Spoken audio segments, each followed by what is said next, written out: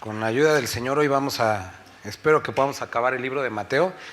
Vamos a estar capítulo 27 en la última parte y, como les digo, si Dios permite, capítulo 28. Vamos a estar hablando acerca de la crucifixión de Cristo. Hay mucho que pensar, que meditar cuando hablamos acerca de su crucifixión. Hoy me gustaría que pudiéramos, vamos al libro de las cartas de Juan. Estamos leyendo Primera de Juan en Atlisco, y los que nos acompañaron van a volver a escuchar algunas cosillas de ahí. Primera de Juan capítulo 2. ¿Alguien me podría ayudar a leer, por favor, del versículo 18 al 24? Vamos a orar. Padre, gracias porque hoy podemos nuevamente recordar acerca de tu crucifixión y resurrección. Te ruego que el día de hoy que vamos a leer esto, no podamos o no pasemos esto sin meditar, Señor. Que el día de hoy todos los que estamos aquí podamos meditar en lo que has hecho por nosotros y en nosotros y que pueda producir en nuestros corazones gozo y esperanza. Nos ponemos delante de ti en este tiempo, Señor, y te rogamos que hables a nuestros corazones. Amén. Vamos a Mateo capítulo 27. Vamos a leer, dice: cuando salían, hallaron un hombre de Cirene que se llamaba Simón, y a este obligaron a que llevase la cruz. Y cuando llegaron a un lugar llamado Gólgota, que significa lugar de la calavera, le dieron a beber vinagre mezclado con miel, pero después de haberlo probado, no quiso beberlo. Entonces vemos a Jesús llevado a este lugar, el lugar llamado Gólgota, o de la calavera, o Calvario, de donde obtenemos el nombre de nuestra congregación. Y digo, a diferencia como generalmente están las imágenes, no fue crucificado en la punta a punta, sino a un lado de este monte, o como en la ladera, que era donde estaba el camino y donde generalmente los romanos crucificaban a las personas que iban entrando a la ciudad, para que todos ellos atemorizaran y vieran lo peligroso que era meterse con el gobierno romano. Era algo común ver crucificados a lo largo del camino. A veces crucificaban a cientos de personas de una vez para que pudieran atemorizarse todos ellos y supieran quién mandaba, ¿no? Dice que cuando salieron, vieron a un hombre llamado de hombre de Cirene, que se llamaba Simón. A este obligaron a llevarse la cruz. Entonces, por todo el dolor, por los latigazos, Jesús iba llevando la cruz, y nosotros podemos ver que o asumir que esta cruz era como la cruz tradicional con el madero cruzado.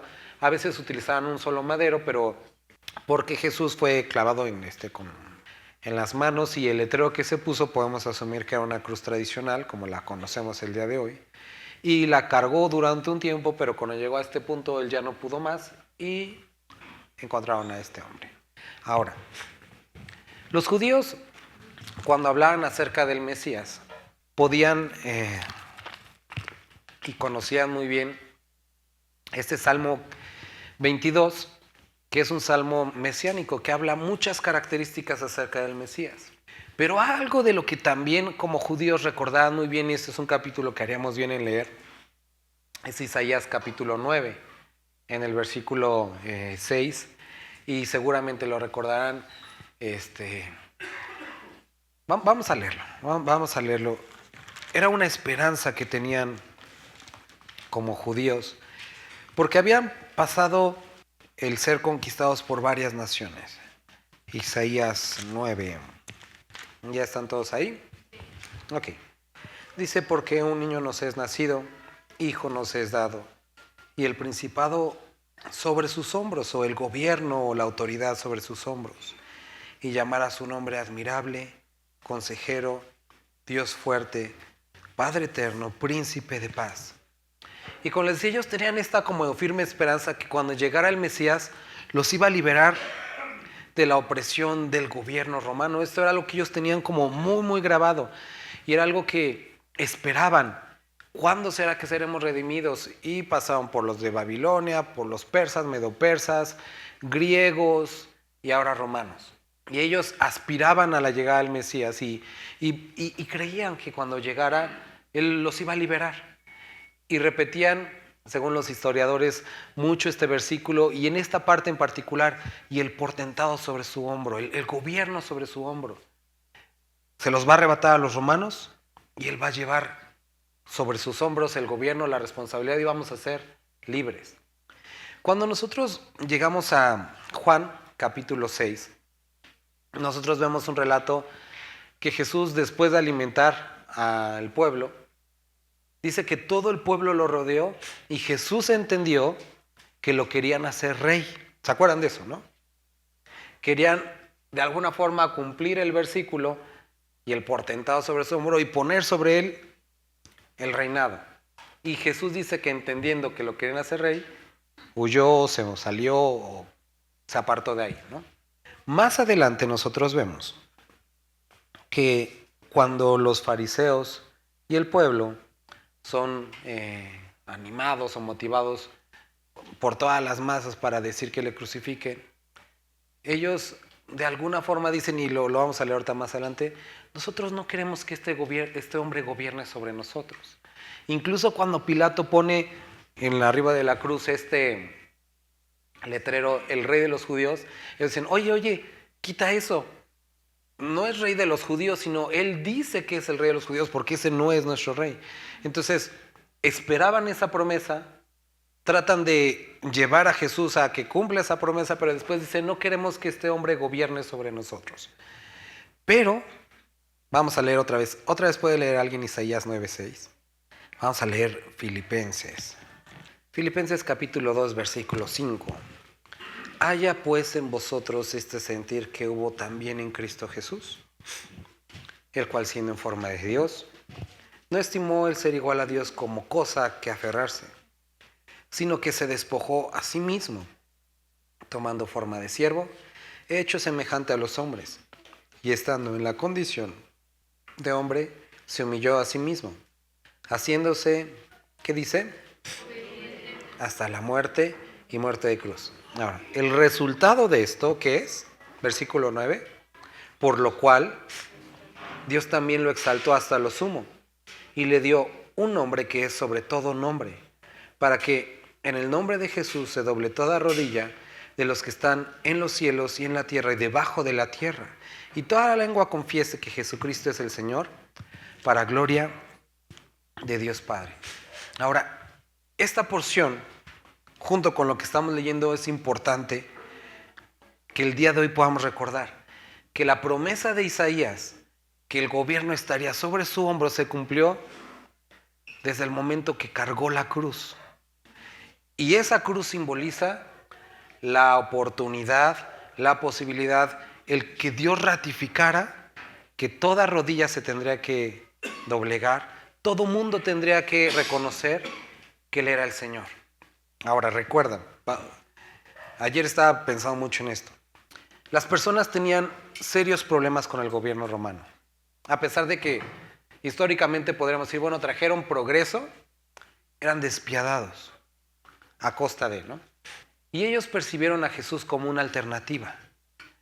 Pero después Jesús empieza a actuar raro, a decir cosas raras y a hablar acerca de arrepentimiento, a hablar acerca de, no de lo que ellos les gustaba o pensaba, y entonces decidieron que no, es mejor que Él no gobierne sobre nosotros.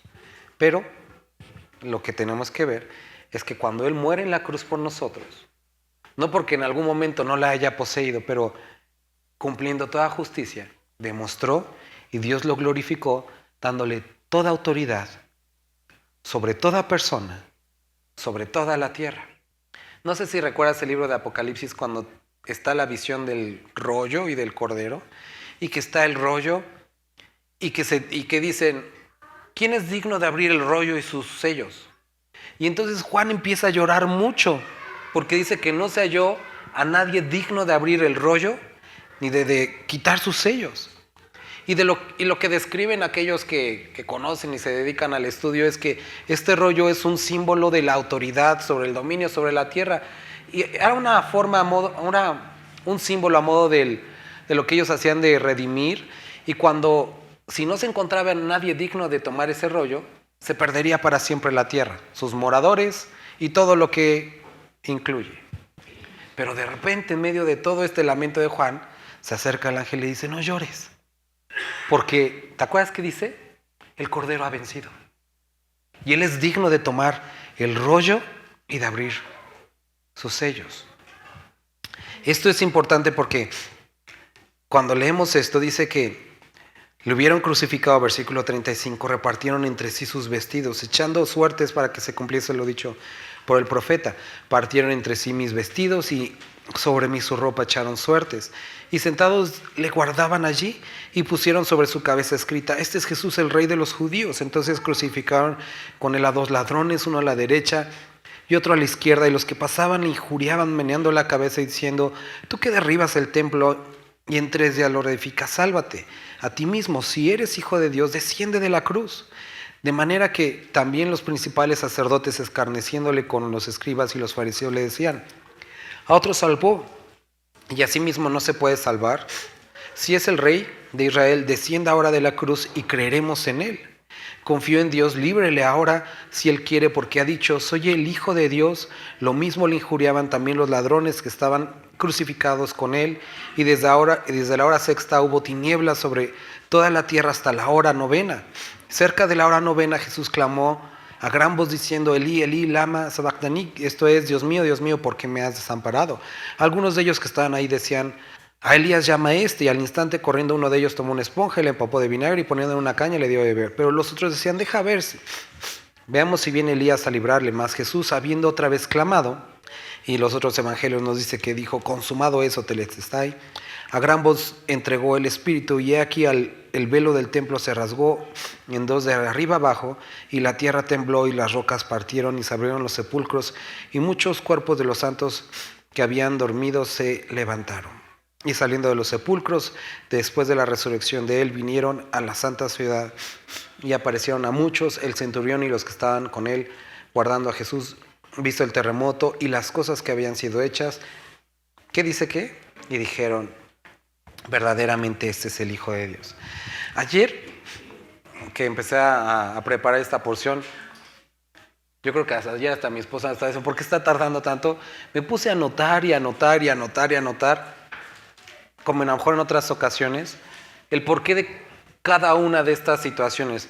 ¿Por qué rechazó el vino con el hiel al principio? ¿Por qué lo tomó después? ¿Por qué el de romper las ropas? ¿Por qué dijo Elí, Elí, lama sabactani? Y entonces empezar a tratar de describir qué es lo que estaba pasando en Jesucristo, si es que Dios le había dado la espalda, y todas estas cosas. Gracias. Es que es alergia, gracias, Alonso, no se va a quitar, pero gracias, muchas gracias. Pero cuando dieron como las 12 de la noche, y después de ver todas mis notas, y si bueno, los que conocen generalmente tengo anotado, hoy no tengo nada anotado, me di cuenta que a veces podemos perder de vista el asunto esencial, que es lo que vieron los soldados romanos. Este es el Hijo de Dios. Y cada una de estas señales apuntaban a algo que ellos olvidaron. Isaías, vuelvo a repetirse, Isaías 9:6, habla acerca de todas las señales del Mesías, que Jesucristo cumplió cada una en la cruz del Calvario durante su vida. El Salmo 22 es una descripción casi textual de todo esto, incluso de estas palabras: Dios mío, ¿por qué me has abandonado? Jesucristo, el punto no era como que nosotros pudiéramos reflexionar: ¿por qué Dios lo abandonó? ¿Puede abandonarlo? ¿Puede separarlo? Ese no es el asunto. Jesucristo estaba repitiéndolo para que les despertara en la cabeza y dijeron: oye, ese es el Salmo. Ese es el Salmo que hablaba acerca del Mesías. Vamos al Salmo 22, porque quiero que podamos entender esto. En otras ocasiones hemos hablado cada uno de los elementos. Son interesantes, son importantes, pero quiero que veamos el propósito mayor de Jesucristo al pasar por cada una de estas cosas.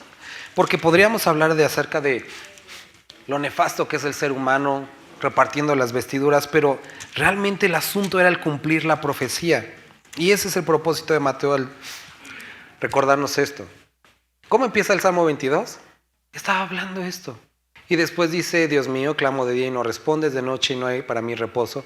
Pero tú eres santo, tú que habitas entre las alabanzas de Israel. A ti esperaron nuestros padres, esperaron y tú los libraste. Clamaron a ti y fueron librados. Confiaron en ti y no fueron avergonzados.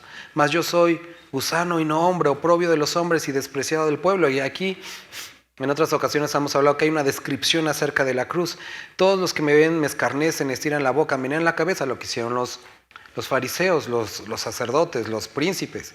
Se encomendaron a Jehová, se encomendó a Jehová, líbrele él. Las mismas palabras que ellos dijeron, sálvele puesto que en él se complacía. Decía que era su hijo, decía que era su padre, que le libre él. Pero tú eres el que me sacó del vientre, el que me hizo estar confiado desde que estaba en los pechos de mi madre. Sobre ti fue echado antes de nacer, desde el vientre de mi madre, tú eres mi Dios. No te alejes de mí porque la angustia está cerca, porque no hay quien ayude. Me han rodeado muchos toros fuertes de Basán, me han cercado, abrieron sobre mí su boca como león rapaz y rugiente, ha sido derramado como agujas, y todos mis huesos se descoyuntaron, mi corazón fue como cera, derritiéndose en medio de mis entrañas, como un tiesto se secó mi vigor, y mi lengua se pegó en mi paladar cuando Jesús tuvo sed, y me has puesto sobre el polvo de la muerte. Porque perros me han rodeado, me han cercado cuadrillas de malignos, horadaron mis manos y mis pies la forma en la que fue crucificado. Contar puedo todos mis huesos, sus huesos no fueron quebrados. Entre tanto ellos me miran y me observan, repartieron entre sí mis vestidos y sobre mi ropa echaron suertes como lo hicieron los romanos. Mas tú, Jehová, no te alejes, fortaleza mía, apresúrate a socorrerme. Libra de la espada mi alma, del poder del perro mi vida, sálvame de la boca del león y líbrame de los cuernos de los búfalos. Versículo 22. Anunciaré tu nombre a mis hermanos, en medio de la congregación te alabaré. Los que teméis a Jehová, alabadle. Y quiero que noten, hermanos, que ahorita, como acabamos de leer, cada uno de los elementos de este Salmo 22, que los judíos sabían que era un salmo mesiánico, que hablaba de los padecimientos del Mesías, se cumplieron en Jesús. El asunto no era tanto descifrar qué símbolo tenía cada una de estas cosas, que podemos encontrar cosas interesantes. El asunto era que Jesús quería que supiéramos que Él era el Mesías. Y Mateo quería volverlo a escribir y relatarlo de esta forma para que tuviéramos la certeza, como él dijo en otras ocasiones, como escrito está. Y Jesús hizo esto, en cumplimiento de cada una de las profecías. Entonces, el asunto que Jesús quería que recordáramos no era que si tenía hiel o no tenía hiel, si tenía vinagre. El asunto era, yo soy el Mesías, el Hijo de Dios, Dios mismo. Leímos al principio Juan. Ahora, Juan está hablando, y lo hemos repetido muchas veces, pero él quiere que experimentemos su luz. Y en la segunda parte del libro, en esta carta de Juan, después de hablar que si andamos en luz, si tenemos comunión, andamos en luz, habla acerca de los elementos de andar en tinieblas. Y una de las cosas de los elementos de andar en tinieblas describe al anticristo, las doctrinas del anticristo, el espíritu del anticristo y a los muchos anticristos, que son los que confían, viven y creen en las doctrinas del anticristo. Y una de ellas de las que describe es, lo leímos ahorita, aquellos que dicen que Jesús no es Dios y que el que niega al Hijo no tiene al Padre. Y este es el asunto con los fariseos. Decían, somos hijos de Dios, pero estaban negando al Hijo. Y la semana pasada hablábamos de una pregunta que todos tienen que contestar. ¿Qué vamos a hacer pues con Jesucristo? El que se dice el Cristo. Ahora, esto es algo, el viernes comentaba con algunos hermanos este relato, ¿no? Imagínense que entran, y es importante que lo podamos entender. Imagínense, estamos aquí, y entonces entra una persona con una granada y la avienta acá, y todos se quedan paralizados porque saben que va a explotar, menos el pastor, que es muy valiente. Entonces me bajo, agarro la granada y veo que está ahí mi hijo, se la doy, le digo, corre hasta allá, y se echa a correr y explota ahí en el estacionamiento. Y ustedes se quedan viendo y dicen, ay pastor, muchas gracias, nos salvó, pero no fue tan valiente, hubiera corrido usted y usted explotar y no dársela a su hijo, ¿no? Tontamente muchos así piensan acerca del sacrificio de Cristo. que estaba el Espíritu Santo, Dios y Jesús, y se pusieron de acuerdo, le hicieron como trampa y que el que perdió fue Jesús y tuvo que morir. Y el Padre se paró el cuello de un sacrificio que no hizo. Esto no es así. De ninguna forma es así. Y el enemigo está tan empeñado en que tú creas esto, que esa es una de las grandes mentiras que ha permeado la fe durante muchos siglos. La diferencia entre el Padre y el Hijo, que no son uno. Por eso esa mentira circula tanto. Ahora, tenemos que recordar, Timoteo, ¿qué dice? Grande es 1 Timoteo 3:16, grande es el misterio de la piedad. Dios fue manifestado en carne. Y entonces cuando nosotros leemos 2 Corintios capítulo 5, hablando acerca del ministerio de reconciliación, dice que Dios reconcilió al mundo consigo mismo en Cristo Jesús. Entonces tenemos que entender que Dios y Jesús son la misma persona. Dios se manifestó en Cristo Jesús, lo que es dado a conocer a los hombres, para morir por nosotros. Él murió por nosotros, Jesús murió por nosotros. Dios a través de Jesús murió por nosotros. Él se hizo carne para morir por nosotros. Y entonces cada uno de estos versículos que estamos leyendo son para recordarnos algo. Jesús no perdió la vida, Él la entregó y la puso por cada uno de nosotros. Él lo dijo, nadie quita mi vida, no, yo la doy. Y eso es algo fundamental. Y en el momento que Él entrega al Espíritu, no es que por fin lo mató Satanás, sino Él entregó la vida.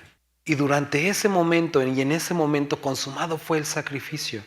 Y quería recordarnos que todo esto fue profetizado, fue escrito antes, fue revelado a hombres de Dios. Y fue escrito para que cuando sucediera, pudiéramos entender que no fue el azar, no fueron las circunstancias, fue un plan muy bien elaborado que tenía como propósito tu redención y la mía. Ahora, Jesús, aún en estos padecimientos, tuvo un propósito que lo vemos descrito en el libro de Hebreos, que podamos relacionarnos con Él, que podamos ver que fue un hombre que sufrió de todo, pero sin pecado. Entonces, no solo su muerte, sino las condiciones de su muerte estuvieron bajo su control. Satanás no tuvo participación ni injerencia sobre cada uno de estos asuntos. Fueron preparados por el Padre, vividos por Jesucristo, para que puedas acudir a Él. Y cuando necesites ayuda, puedas saber que Él entiende tu sufrimiento. Nada está al azar. Esto lejos de describir como algo fuera de control, es completo control de Dios sobre las circunstancias. Cuando llegamos al versículo 45, y que Él clama esto, se cumple Salmos. Después vemos la oscuridad en la tierra. Y nosotros tenemos que recordar que era lo mismo que sucedía en el tabernáculo cuando el sacerdote entraba una vez al año hasta el lugar santísimo y sobre el trono de gracia vertía sangre, entraba en obscuridad y el sacrificio se hacía en medio de esta obscuridad del lugar santísimo. De esa forma, Jesucristo vertiendo su sangre por nosotros en obscuridad. Y cada uno de estos elementos vertiendo o más redimiendo a cada uno de nosotros. Después el velo es rasgado a vista de los que estaban en el templo, cumpliendo cada una de las escrituras. Ahora, dice que los que estaban guardando, el centurión, los que estaban ahí, visto el terremoto, las cosas que habían sido hechas, temieron en gran manera y dijeron, verdaderamente este era el Hijo de Dios. Estaban allí muchas mujeres mirando, de lejos las cuales habían seguido a Jesús desde Galilea. Y nos describe quién estaban. Después, este joven rico, que también cumple la profecía, cuando pone a Jesús en el sepulcro, ponen la piedra.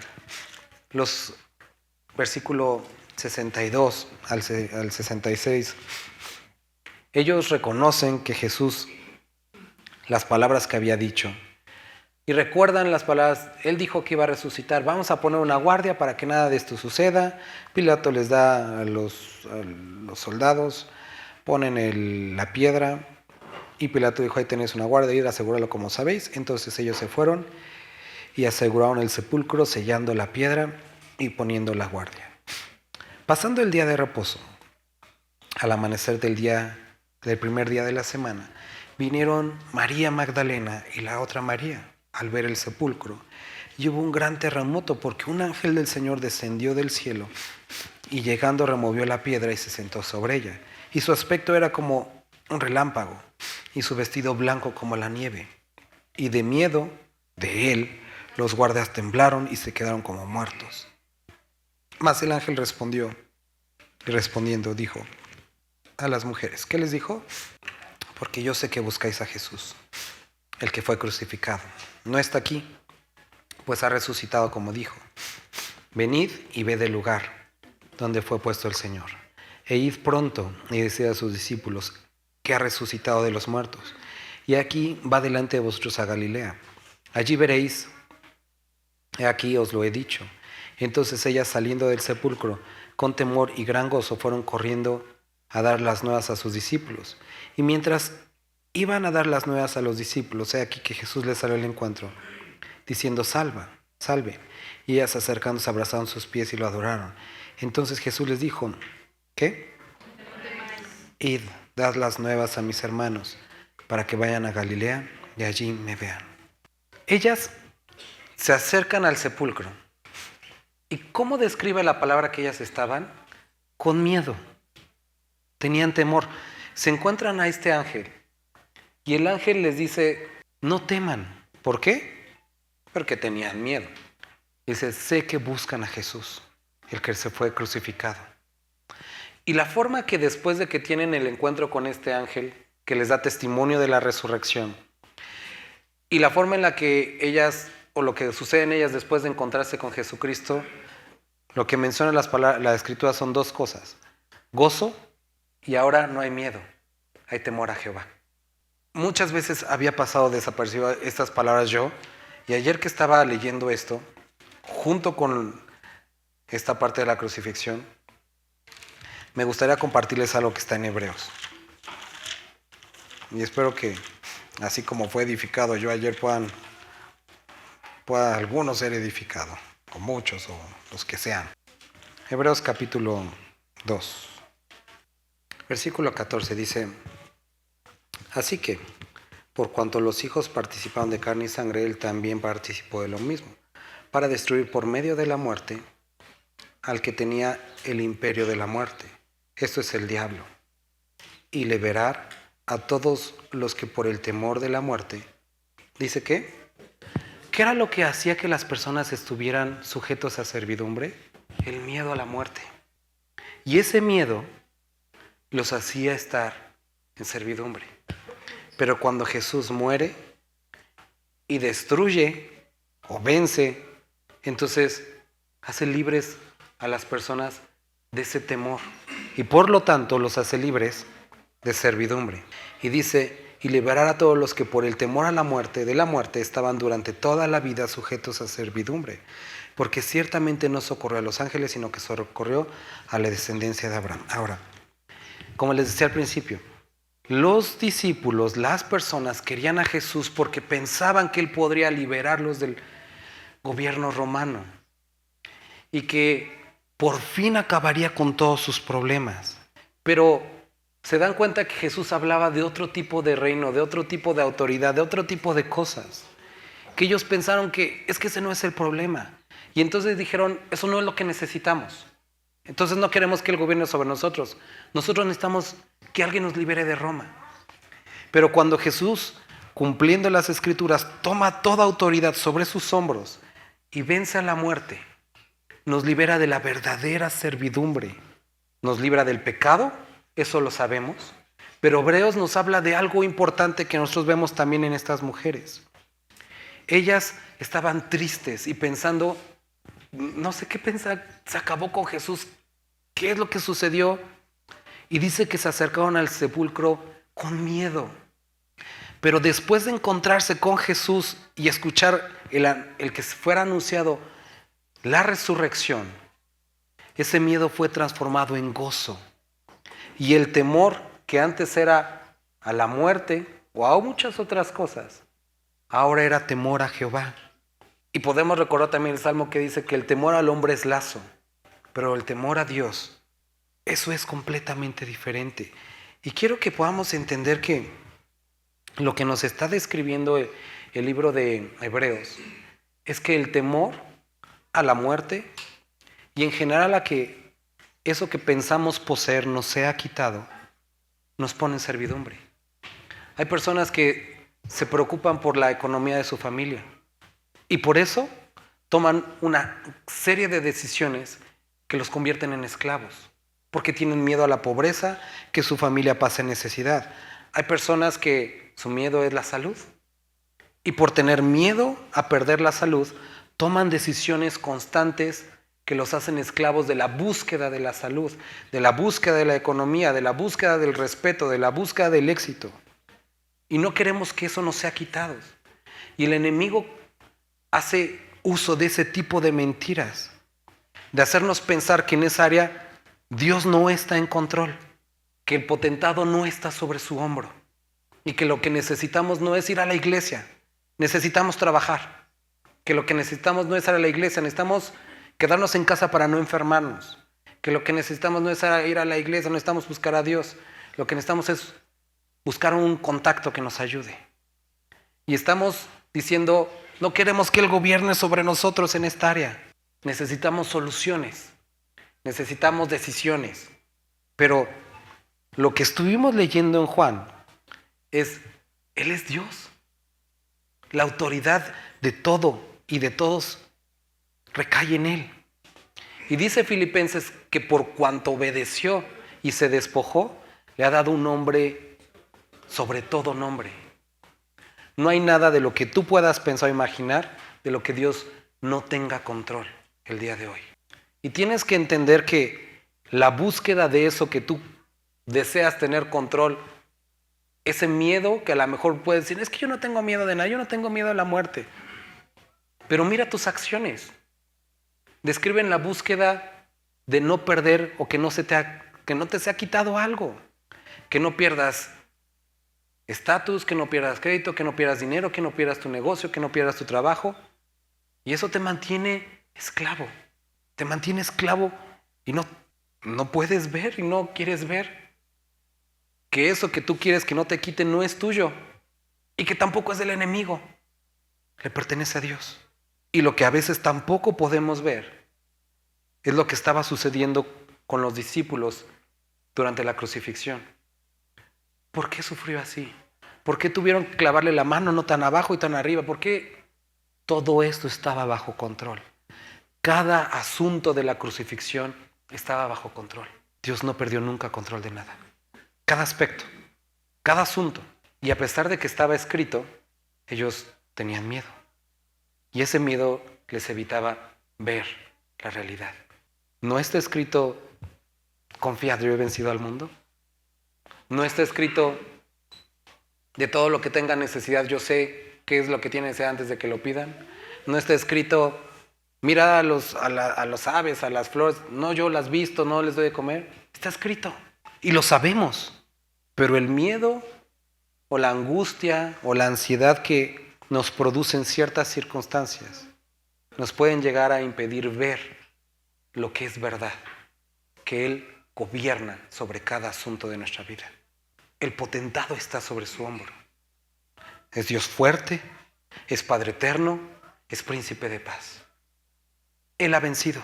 Y cuando vemos la crucifixión, no solamente tenemos que recordar que Él nos hizo libres del pecado, nos redimió para Él. Tenemos que indudablemente recordar que Él reina y que ningún intento humano de Satanás, de quien quieras, puede frustrar sus planes. Nadie puede tentarlo, nadie puede desanimarlo, nadie puede manipularlo. Él gobierna. Y eso es lo que está demostrando. Eso es lo que está sucediendo aquí. Salvación eterna y completa. Una sola vez. Uno por todos. Redención, santificación, posibilidad de comunión nuevamente y control total sobre todas las circunstancias. Pero ¿qué es lo que necesitamos hacer? Van estas mujeres temiendo y buscando hacer lo que era normal, lo que era natural, embalsamarlo, echarle sus aceites. Pero se encuentran con la anunciación de su resurrección. Se encuentran con Él y entonces todo cambia. Y esto también lo que describe la Escritura, que nos acerquemos a Él y la paz de Dios reinará o gobernará sobre nuestros corazones. Y esto es lo que necesitamos como creyentes. Si estás pasando alguna situación que te está quitando el sueño, y por más que digas, a mí no me interesa, yo ya no me preocupo por esas cosas, ve tus acciones. Ve si vives con libertad delante de Dios. O hay algo en lo que te mantiene esclavo, este mundo, las preocupaciones, las afanes. Y si es así, necesitas la paz de Dios, que gobierne tu corazón y que te permita caminar libre delante de Él. Y el asunto en muchos de nosotros no es el desconocimiento de esto, porque sé que no te estoy diciendo versículos que no conozcas, pero son versículos que posiblemente no estamos aplicando del todo y que hacemos bien en recordar. No teman vosotras. Yo sé que buscáis a Jesús, el que se fue crucificado. Y de la misma forma podemos escuchar de Dios, del Espíritu. Yo sé que buscas a Jesús, pero vete. Estás en aflicción, estás en ansiedad, estás en temor, estás clavado con un asunto. Y yo sé que buscas a Jesús, pero mira cómo estás. Y entonces dice, no está aquí, pues ha resucitado, como dijo. Venid, ved el lugar donde fue puesto el Señor. Y esto es lo que necesitamos hacer constantemente. Ve que el Señor no está esclavo de una enfermedad, de la economía, de problemas familiares. Él no está ahí, no está esclavo ahí. Él ha resucitado y tiene victoria sobre todo. Id pronto a sus discípulos, que ha resucitado de los muertos. He aquí va delante de vosotros a Galilea y allí le veréis. ¿Y qué es lo que les dice? En otras palabras, no trata con sus asuntos de, a ver, ¿cuánto les costaron las hierbitas? Yo ahorita les voy a dar, se los voy a reponer. No habla de eso. Busquen primeramente el reino de Dios y su justicia. Les dice, lo que tienen que hacer, hagan su obra. Vayan y digan a los discípulos, Él ha resucitado. Y dice, ¿qué va a suceder ahí? Lo van a ver. Él va delante de ustedes. Y cuando nosotros nos despojamos no solamente de nuestras ansiedades, de nuestros problemas y los depositamos en Él, y lo buscamos primeramente, lo encontramos a Él. Él va a estar ahí. Y eso es lo que les está diciendo. Dejen esto aquí. Vayan a decirle a los discípulos y en ese camino van a encontrarse con Él. Y cuando nosotros apartamos nuestra vista de este mundo y la ponemos en su palabra, en todo lo relacionado con Él, nos vamos a encontrar con Él. Y fueron del sepulcro con temor y gran gozo, y fueron corriendo a dar las nuevas a los discípulos. Y así como les fue dicho, Jesús les salió al encuentro diciendo, salve. Y ellas acercándose, abrazaron sus pies y le adoraron. Entonces Jesús les dijo, no temáis, id, dad las nuevas a mis hermanos, para que vayan a Galilea, y allí me verán. Mientras ellas iban, he aquí unos de la guardia fueron a la ciudad y dieron aviso a los principales sacerdotes de todas las cosas que habían acontecido. Y reunidos con los ancianos y habido consejo dieron mucho dinero a los soldados diciendo, digan que esto no sucedió, que se lo robaron y nosotros los vamos a poner a salvo. Ellos tomando el dinero hicieron como se les había instruido. Este dicho se ha divulgado entre los judíos hasta el día de hoy.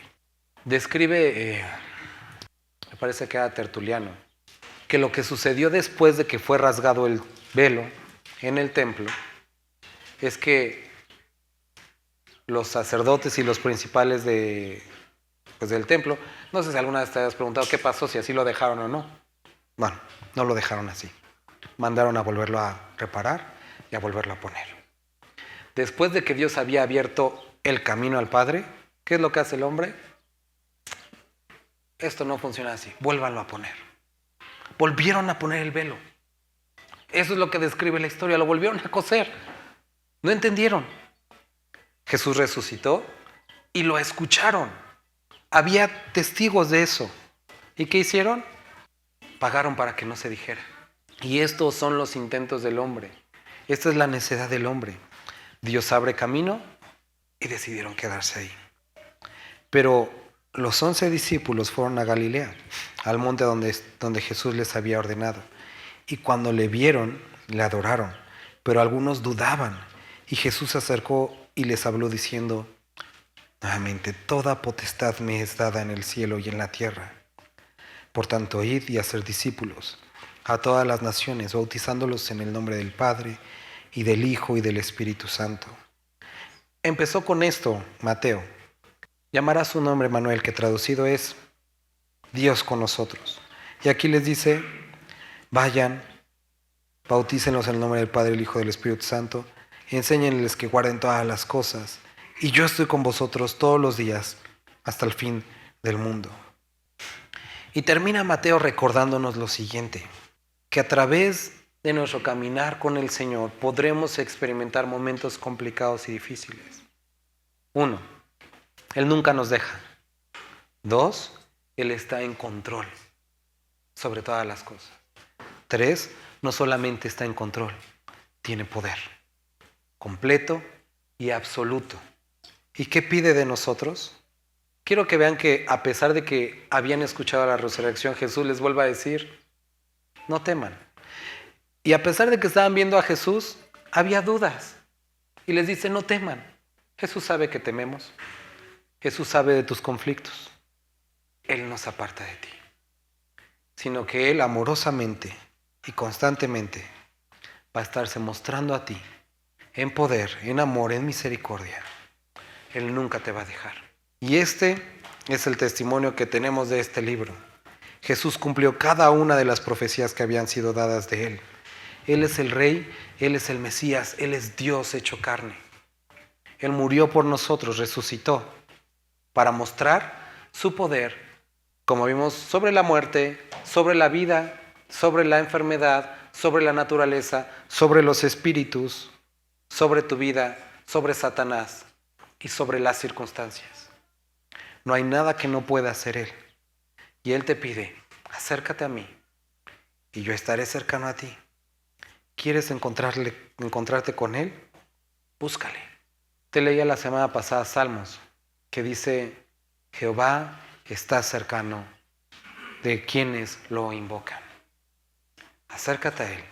Él siempre ha deseado estar cerca a ti.